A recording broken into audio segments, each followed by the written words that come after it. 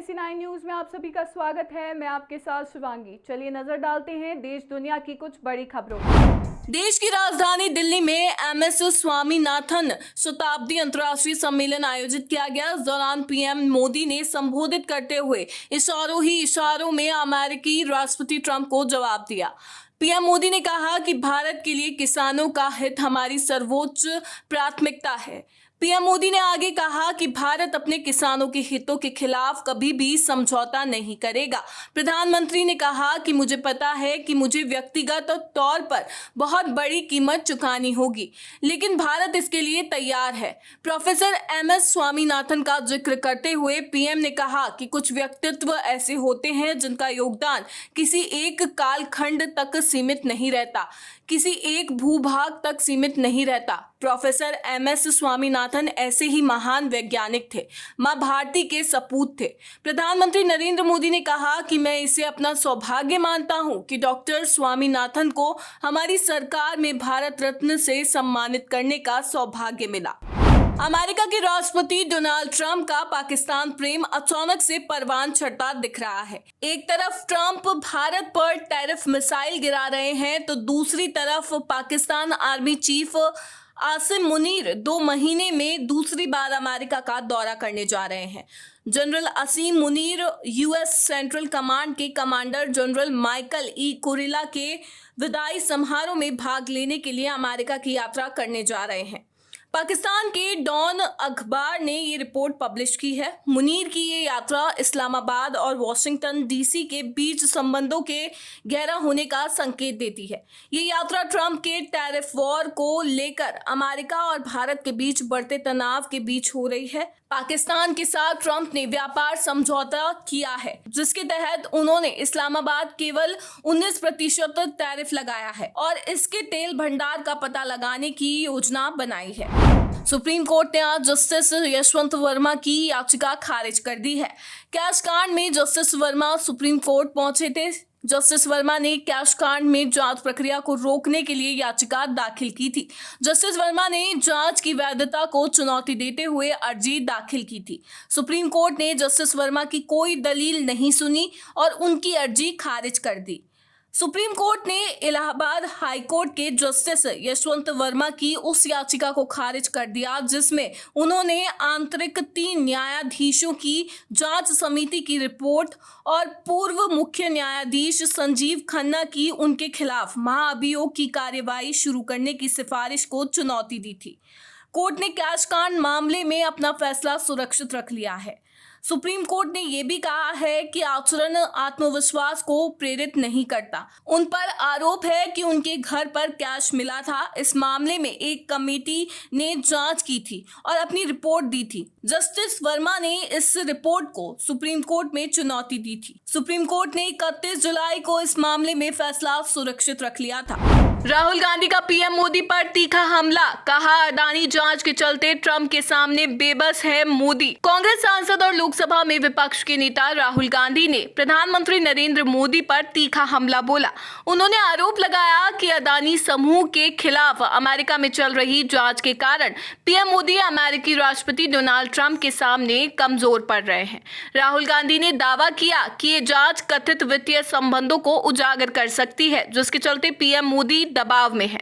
राहुल गांधी ने social media platform X पर एक पोस्ट में लिखा, भारत कृपया समझें, राष्ट्रपति ट्रंप की बार बार की धमकियों के बावजूद प्रधानमंत्री मोदी उनके सामने टिक नहीं पा रहे हैं क्योंकि अडानी मामले में अमेरिका की जांच चल रही है। इस बयान ने राजनीतिक हलकों में हलचल मचा दी है क्योंकि ये पहली बार नहीं है जब राहुल गांधी ने अडानी समूह और सरकार के बीच कथित संबंधों को लेकर सवाल उठाए हैं। बिहार मतदाता सूची को लेकर चुनाव आयोग ने कहा है कि बिहार में विशेष गहन पुनरीक्षण के तहत प्रकाशित मतदाता सूची के प्रारूप को लेकर किसी भी राजनीतिक दल ने अब तक कोई आपत्ति या दावा दर्ज नहीं किया है।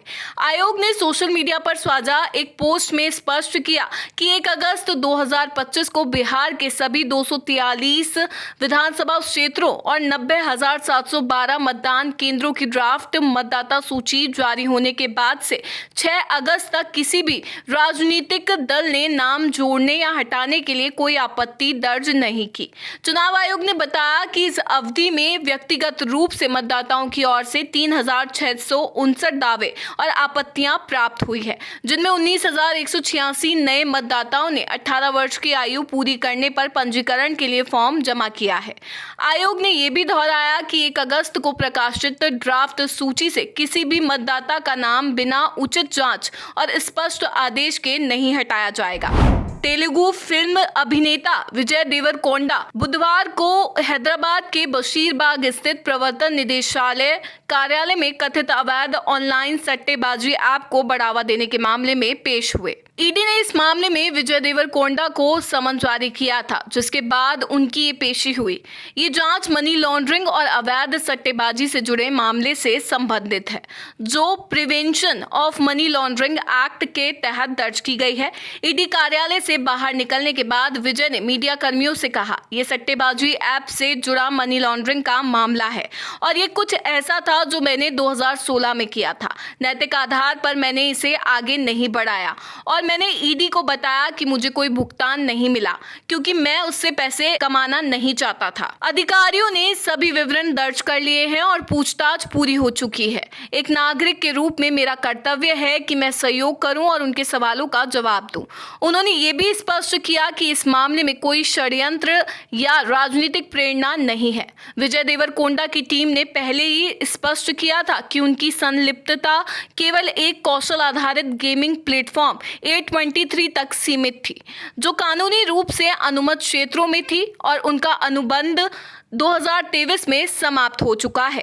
एनआईए ने अमृतसर के ठाकुर द्वारा सनातन मंदिर में हुए ग्रेनेड हमले की जांच के सिलसिले में पंजाब के अलग अलग जिलों में 19 जगहों पर एक साथ छापेमारी की। ये छापेमारी अमृतसर, गुरुदासपुर, बटाला जैसे बॉर्डर इलाकों में की गई। छापेमारी के दौरान एनआईए की टीमों ने कई अहम सबूत जब्त किए, जिनमें मोबाइल फ़ोन, डिजिटल डिवाइसेस और अन्य संदिग्ध सामान शामिल है। दरअसल ये मामला इसी साल 14 मार्च की रात हुए एक आतंकी हमले से जुड़ा है, जब अमृतसर के शेरशाह रोड स्थित ठाकुर द्वारा सनातन मंदिर पर ग्रेनेड से हमला किया गया था। शुरुआती जांच में सामने आया था कि यह हमला विदेश में बैठे आतंकी सरगनाओं के इशारे पर करवाया गया। एनआईए की जांच में पता चला है कि इस हमले को मृतक गुरुसिदाक सिंह विशाल गिल के नाम आरोपियों ने अंजाम दिया था। गुरुसिदाक लगातार विदेशी हैंडलरों के संपर्क में था, जो भारत में मौजूद कुछ युवाओं को बरगलाकर उन्हें आतंक की राह पर धकेल रहे थे।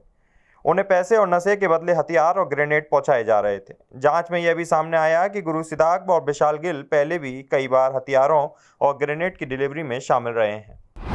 भारत पर टैरिफ बढ़ाने की धमकियां, यूरेनियम और फर्टिलाइजर का व्यापार। अमेरिका के राष्ट्रपति डोनाल्ड ट्रंप रूसी तेल खरीदने के लिए भारत पर टैरिफ बढ़ाने की धमकियां दे रहे हैं।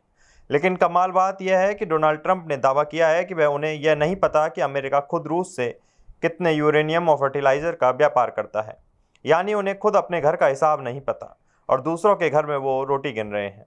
ट्रंप ने एक बार फिर मॉस्को के साथ अपने व्यापारिक संबंध जारी रखने वाले देशों पर टैरिफ बढ़ाने का संकेत दिया, लेकिन टैरिफ कितना बढ़ाया जाएगा, इसको लेकर कोई संख्या का खुलासा नहीं किया गया। दरअसल ट्रंप के बार बार धमकियों के बाद भारत ने अमेरिका और बाकी के पश्चिमी देशों के दोहरे स्टैंड का दुनिया के सामने रखा है। भारतीय विदेश मंत्रालय ने कहा कि अमेरिका अब भी रूस से अपने परमाणु उद्योग के लिए यूरेनियम, इलेक्ट्रिक वाहन इंडस्ट्री के लिए पैलेडियम, फर्टिलाइजर और रसायन आयात करता है। भारत के इस दावे पर जब ट्रंप से सवाल किया गया तो उन्होंने कहा, मैं इसके बारे में कुछ नहीं जानता, मुझे इसकी जांच करनी होगी। उन्होंने ये टिप्पणियां व्हाइट हाउस में एक प्रेस कॉन्फ्रेंस के दौरान की, जो मूल रूप से 2028 लॉस एंजल्स ओलंपिक पर चर्चा के लिए बुलाई गई थी। NSE9 न्यूज में फिलहाल इतना ही। आगे की खबरों से अपडेट रहने के लिए बने रहिए NSE9 न्यूज के साथ। नमस्कार।